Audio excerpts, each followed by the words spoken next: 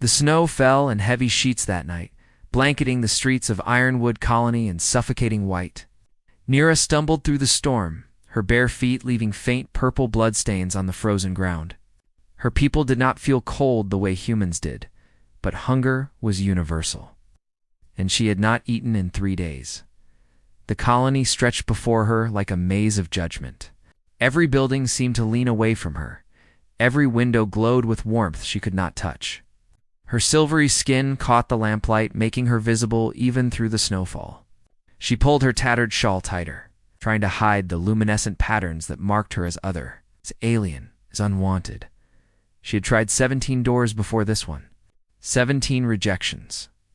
Some had been quick, doors slammed before she could finish her plea. Others had been cruel, words thrown like stones until she fled with tears freezing on her cheeks. One man had spat at her feet. Another had threatened to call the colony security. Nira's legs trembled as she approached the 18th door. It belonged to a squat building that smelled of machine oil and scorched metal. A faded sign read, "Brennan's Metalworks and Repair." Through the frosted window, she could see the shadow of someone moving inside. Surrounded by the orange glow of forge light, her hand hesitated above the wood. What if this was worse than rejection? What if this was the door where her desperation finally broke her? But the alternative was the storm, the cold, the slow death waiting in the shadows between buildings.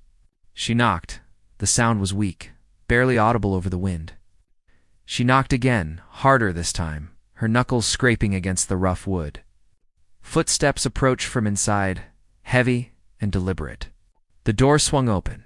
A human man stood in the threshold, tall and broad-shouldered, his face shadowed by the light behind him. His dark hair was streaked with premature gray, and his hands were covered in grease and old burned scars.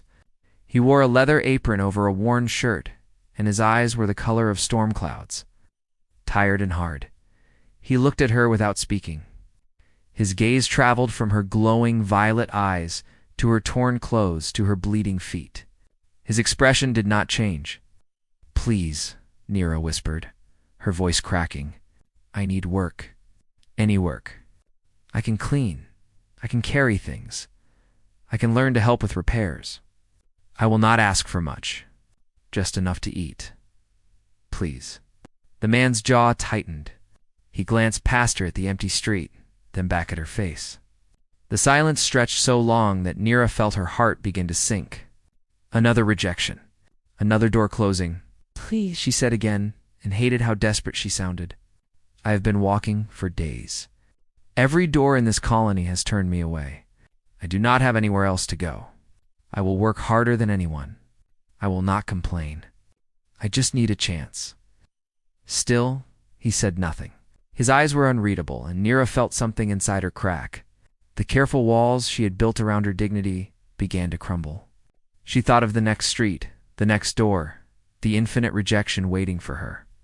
She thought of freezing to death in an alley somewhere, lone and forgotten. The words fell from her lips before she could stop them. "If you do not need work done," she said, her voice barely a whisper, "then I can offer something else. My body. I know humans find my kind strange, but I am clean, and I will do whatever you want. Just please do not send me back into the cold." The shame burned through her like acid. She wanted to take the words back, to run, to disappear into the snow and never be seen again. But she stood frozen, watching his face for a reaction. The man's expression finally changed. His eyes widened slightly and something flickered across his features. Surprise, disgust, anger, she could not tell which. He took a step back, his hand tightening on the doorframe. Nira felt tears begin to fall. This was it. She had gone too far. She had degraded herself for nothing. And now he would slam the door like all the others, or worse, he would laugh at her, or call the authorities to have her thrown out of the colony entirely. "Get inside," he said. Nira's head snapped up. She stared at him, certain she had misheard through the wind. "Get inside," he repeated, his voice rough.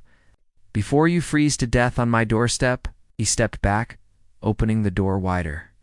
Warm air rushed out, carrying the smell of coal, smoke, and hot metal. Nira did not move. Every instinct screamed, that this was a trap. That accepting would mean surrendering to whatever dark purpose had motivated his sudden kindness. But the cold bit deeper into her skin, and her legs would not carry her any further. Slowly, carefully, she stepped across the threshold. The workshop was cluttered and dim. Tools hung on every wall, their metal surfaces catching the light from the forge in the corner. Half-finished machines sat on workbenches like sleeping creatures. The floor was covered in metal shavings and oil stains. It was the most beautiful place Nira had ever seen. The man closed the door behind her, shutting out the storm. He walked past her without looking back, heading toward a small table near the forge. He picked up a tin cup and filled it with water from a pitcher. "Sit," he said, gesturing to a stool. Nira sat, her legs shaking with relief and fear. She watched as he placed the cup in front of her, then turned to rummage through a cabinet. He pulled out a cloth-wrapped bundle and set it on the table. Inside was half a loaf of dark bread and a chunk of hard cheese. "Eat," he said. She stared at the food, unable to move. It felt like a dream, fragile and ready to shatter at any moment. "Go on," he said, his voice softer now. "You said you were hungry." Nira's hands trembled as she reached for the bread. She tore off a piece and brought it to her mouth. The taste was plain and simple, but tears streamed down her face as she chewed. She had forgotten what it felt like to eat without fear, to have something given freely rather than stolen or begged for. The man watched her for a moment and turned back to his workbench. He picked up a wrench and began working on a piece of machinery, his movements practiced and sure. He did not speak, did not explain, did not demand anything. Nira ate slowly, savoring every bite. When she finished, she wiped her mouth with the back of her hand and finally found her voice. "Thank you," she whispered. He did not turn around. "You said you needed work." "Yes. Can you really help with repairs? Or were you just saying that?" "I can learn," Nira said quickly. "My people are good with our hands. We built cities on our world before the war came. I may not know your machines, but I can follow instructions. I can clean, organize, do whatever you need." He was quiet for a long moment, his hands still moving over the machine. Finally, he spoke. "There's a cot in the back room. You can sleep there tonight. Tomorrow morning, we will see if you can actually work. If you can, you will earn your keep. Food and shelter in exchange for honest labor. Nothing more, nothing less." Nira felt her chest tighten. "And what I said before, forget it," he interrupted, his voice sharp. "You were desperate. People say things they do not mean when they are desperate. I am not interested in taking advantage of that. Are we clear?" She nodded, even though he could not see her. "Yes, thank you. I do not even know your name." He set down his wrench and finally turned to look at her. His storm-gray eyes met hers, and for the first time, she saw something other than hardness in them. Exhaustion, maybe, or loneliness. "Thomas," he said. "Thomas Brennan." "I'm Nira," nodded once, then gestured toward a doorway in the back. "The room is through there. Get some rest." Morning comes early. Nira stood on shaking legs and walked toward the back room. She paused in the doorway, looking back at him. He had already returned to his work, his broad shoulders hunched over the machine. Completely absorbed in the task, she wanted to say something more. To thank him again, to ask why he had helped her when no one else would. But the words stuck in her throat. Instead, she stepped into the small room and found the cot he had mentioned. It was narrow and covered with a thin blanket that smelled of oil and smoke. She lay down, pulling the blanket over her shoulders, and closed her eyes. Outside, the storm continued to rage. Inside, for the first time in weeks, Nira felt the faintest whisper of safety. But as she drifted towards sleep, one thought remained bright in her mind. Thomas Brennan had not asked what she had offered. He had given her food and shelter and asked for nothing but honest work in return, in a world that had shown her only cruelty. One man had chosen differently, and Nira did not know whether to be grateful or terrified of what that might mean. The morning light crept through the workshop windows like an unwelcome guest. Nira woke to the sound of metal clanging against metal, a rhythmic hammering that pulled her from dreams of home. For a moment she forgot where she was. Then the smell of machine oil filled her lungs, and reality crashed back. She sat up on the cot, her body aching from exhaustion and malnutrition. Through the doorway, she could see Thomas already at work, his broad frame silhouetted against the forge's glow. He moved with the confidence of a man who had spent his entire life working with his hands. Nira stood slowly, wrapping the thin blanket around her shoulders. Her feet still throbbed from yesterday's desperate journey through the colony. She stepped into the main workshop, unsure of what to do or say. Thomas glanced up from his work, his expression neutral. "There is water in the pitcher. Wash your hands and face. Then come here." She obeyed, grateful for the simple instructions. The water was cold but clean, and it felt like a small blessing against her skin. When she finished, she approached the workbench where Thomas stood, examining a damaged engine part. "Do you know what this is?" he asked, holding up a gear with several broken teeth. Nira studied it carefully. A gear. It transfers rotational force from one part of a machine to another. Thomas raised an eyebrow, surprised. "You do know machines." "My father was an engineer," Nira said quietly. "Before the invasion, he taught me the basics when I was young." Thomas nodded, setting the gear down. "Good. That will make this easier. Your first job is to organize the tools. Everything has a place, but I have let it get messy. Put the wrenches here, the hammers there, the measuring tools in that drawer. Can you do that?" "Yes." "Then start. I will be working on this engine if you have questions." Nira threw herself into the work with desperate energy. She sorted through piles of tools, wiping away grease and rust, arranging everything according to size and function.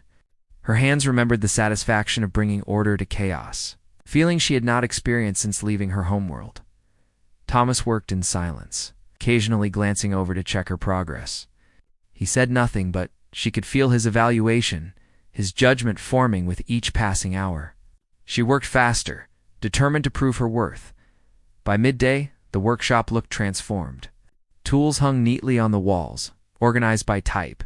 The workbenches were clear of debris. Even the floor had been swept clean of metal shavings. Thomas surveyed the space, his arms crossed over his chest. For a long moment, he said nothing, and Nira felt her anxiety rise. Had she done something wrong? Had she organized things in a way that would make his work harder? "Good," he said finally. "Better than I expected." Relief flooded through her. "Thank you." He reached into a cabinet and pulled out more bread and cheese, along with dried meat this time. He set it on the table between them. "Eat. Then we will start on the real work." They ate in comfortable silence, the first shared meal feeling strangely intimate. Nira watched Thomas from the corner of her eye, studying the lines of exhaustion around his eyes, the scars on his hands, the careful way he moved as if carrying invisible weight. "Why did you help me?" she asked suddenly, the question escaping before she could stop it. Thomas chewed slowly, considering his answer. "Because it was the right thing to do. Most humans do not think helping my kind is the right thing." "Most humans are afraid," Thomas said. "Fear makes people cruel, but you are not afraid?" He met her gaze, his storm-gray eyes steady. "I did not say that. I just choose not to let fear make my decisions." Before Nira could respond, a sharp knock rattled the workshop door. Thomas's expression darkened. He stood, wiping his hands on his apron, and moved toward the entrance. Nira shrank back instinctively, her heart racing. What if it was colony security? What if someone had reported her presence? Thomas opened the door to reveal a woman in her late 50s, her silver hair pulled back in a severe bun. She wore expensive clothes, clean and pressed, and her face was pinched with disapproval. Behind her stood a younger man in a formal suit, his expression carefully neutral. "Margaret," Thomas said, his voice flat. "What do you want?" The woman, Margaret Hollis, pushed past him into the workshop without invitation. Her sharp eyes immediately found Nira, and her lips curled in disgust. "So it is true," Margaret said coldly. "You are harboring one of them. Get out of my workshop, Margaret." "I will not." The entire colony is talking about this, Thomas. You brought that creature into our community. Do you have any idea what you have done? I gave shelter to someone who needed it, Thomas said, his voice hardening. Something you might try sometime. Margaret's face flushed red. Do not lecture me about charity, Thomas Brennan. I contribute more to this colony than you ever will. But there are limits. We do not harbor aliens here. They bring disease, violence, corruption. She has been here one night, Thomas interrupted. The only disease I see is the hatred in your heart. The man in the suit stepped forward, his hands raised in a placating gesture. Thomas, please. Mrs. Hollis has concerns that many in the colony share. Perhaps we could discuss this calmly. There is nothing to discuss, Father Vincent, Thomas said, though his tone softened slightly when addressing the priest. Nira is staying here as my employee. She works, she earns her keep, and what I do in my own workshop is my business. Father Vincent Cross, the colony's priest, looked past Thomas to where Nira stood trembling against the wall. His eyes were kind but troubled. The girl looks terrified. Has she been treated well? Better than your congregation would treat her, Thomas shot back. Margaret laughed bitterly. Your employee? Is that what we are calling it? Everyone knows what really happened, Thomas. She offered herself to you, did she not? Like a common whore? And you, lonely fool that you are, could not resist. Nira felt the words like a physical blow. Shame burned through her, hot and suffocating. She wanted to disappear, to sink through the floor and cease to exist. But Thomas moved faster than she had ever seen him move. He stepped directly into Margaret's space, his voice dropping to a dangerous whisper. Get out, now, before I forget that you are a woman and an elder. Margaret stumbled back, shocked by his intensity. You are making a terrible mistake, Thomas. The colony will not stand for this. There will be consequences, then let there be consequences. The door is behind you. Father Vincent touched Margaret's arm gently. Come, Margaret. We should leave Thomas to his work. Perhaps we can speak again when tempers have cooled. Margaret glared at Nira one last time, her eyes full of venom. You will regret this creature. Both of you will. She swept out of the workshop, Father Vincent following more slowly. The priest paused in the doorway, looking back at Thomas with something like sorrow. I will pray for you, Thomas, for both of you. These are dangerous times for kindness. Then he was gone, and the door closed behind them. The workshop fell silent. Nira stood frozen, her whole body shaking. The confrontation had happened so fast, but the poison of Margaret's words lingered in the air. I am sorry, Nira whispered. I have brought trouble to you already. Maybe I should leave now, Thomas said firmly. You are not leaving. Margaret Hollis is a bitter woman who has made hatred her life's work. I do not care what she thinks, and neither should you. But she said the whole colony is talking. They will make your life difficult because of me. Thomas returned to his workbench, picking up his tools with deliberate calm. Let them talk. I have lived in this colony for 15 years, and I have never needed their approval. I will not start now. Nira moved closer, her voice trembling. Why? Why would you risk so much for someone like me? You do not know me. You do not owe me anything. Thomas stopped working. He set down his wrench and turned to face her fully. In his eyes, she saw something she had not expected. Pain. Old pain, buried deep, but never forgotten. 5 years ago, he said quietly, I had a wife. Her name was Catherine. She got sick, some kind of lung infection that the colony doctors could not treat. She needed medicine from the capital city. Expensive medicine we could not afford. He paused, his jaw tightening. I went door to door asking for help. I begged every wealthy person in this colony for a loan, for charity, for anything. Do you know how many helped me? Nira shook her head, tears forming in her eyes. None, not one. They gave me excuses, reasons why they could not help, lectures about financial responsibility. Margaret Hollis told me that perhaps it was God's will that Catherine should die. His voice cracked slightly. She died 3 weeks later in this workshop because I could not save her. Thomas, Nira whispered, her heart breaking for him.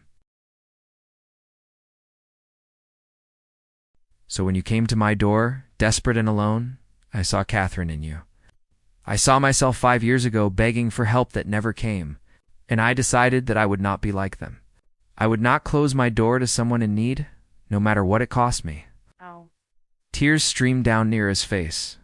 She crossed the space between them and, without thinking, wrapped her arms around him. Thomas stiffened, surprised, but then slowly, carefully, he returned the embrace. They stood like that for a long moment. Two broken people holding each other in a workshop that smelled of oil and metal and old grief. "Thank you," Nira whispered against his chest. "Thank you for being different." Thomas pulled back gently, his hands resting on her shoulders. "You do not need to thank me for basic human decency. Now, enough tears. We have work to do, and I need to teach you how to operate the lathe." Nira laughed through her tears, wiping her eyes. "Yes, work. I can do that." They spent the rest of the afternoon working side by side. Thomas taught her the basics of metalwork, showing her how to measure precisely, how to cut cleanly, how to join pieces together so they would hold under stress. Nira absorbed everything like a dry sponge, hungry for knowledge, for purpose, for something to make her feel useful again as the sun began to set, casting long shadows through the workshop windows. Thomas finally set down his tools. "That is enough for today. You did well, Nira. Better than most apprentices I have had." "You have had apprentices before?" "2. Both quit within a month. Said the work was too hard, too dirty." He smiled slightly, the first genuine smile she had seen from him. "Something tells me you will not quit so easily, ever," Nira said fiercely. "I will work until my hands bleed if that is what it takes. Let us hope it does not come to that." That night, after another simple meal shared in comfortable silence, Nira returned to her cot in the back room. But sleep came slowly, her mind racing with everything that had happened.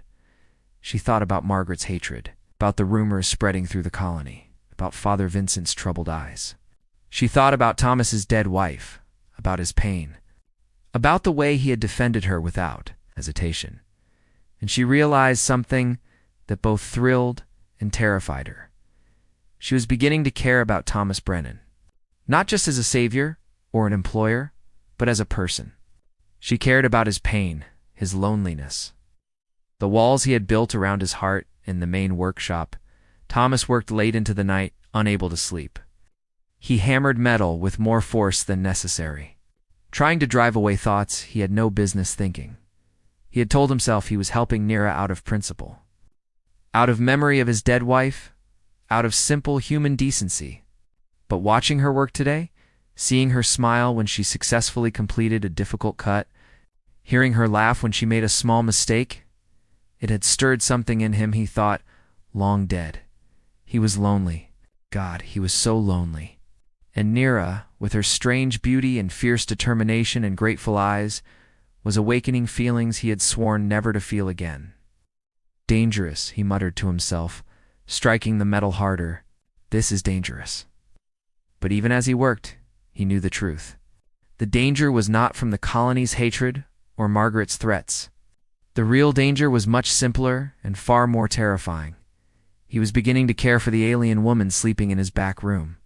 In an ironwood colony, where prejudice ran deep and forgiveness ran shallow, that kind of caring could destroy them both.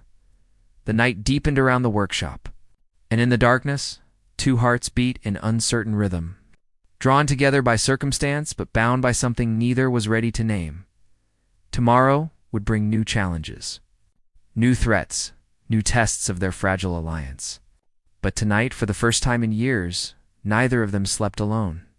And that, perhaps, was both the greatest comfort and the greatest danger of all.